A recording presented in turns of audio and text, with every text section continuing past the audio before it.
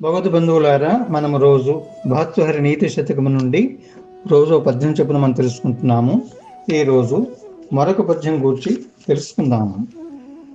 నీతి ప్రౌఢ విహారులైన నిపుణుల్ నిందింపని మెచ్చని ఖ్యాతించెందిన సంపదల్ నిలువని గాఢంబుగ సాగని గాతంబప్పుడ పొందని నీతిమైంగాని యుగాంతంబునన్ నీతి సాధ్య పదంబు దప్పదు గదా నిత్యంబు ధీరోత్తముల్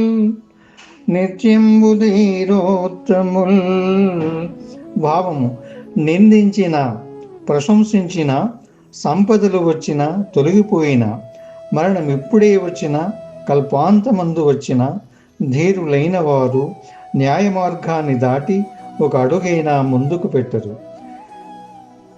మరోసారి ఈ పద్యాన్ని చదువుకుందాము. నీతి ప్రౌఢ విహారులైన నిపుణుల్ నిందింపని మెచ్చని ఖ్యాతించెందిన సంపదల్ నిలువని గాఢంబుగ సాగని ఘాతంబప్పుడ పొందని నీతిమైంగాని యుగాంతంబునన్ నీతి శ్లాఘ్య పదంబు దప్పరు గద నిత్యంబు ధీరోత్తముల్.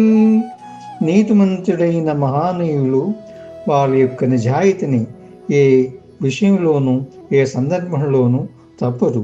దేనికైనా వారు పొంగిపోరు. ఏదైనా కాలాతీతంగా జరగనివ్వు అనే భావంతో ఉంటారు. దీని యొక్క అర్థం ఇది. ఎంతో చక్కగా ఈ భావాన్ని మనం తెలుసుకున్నాము.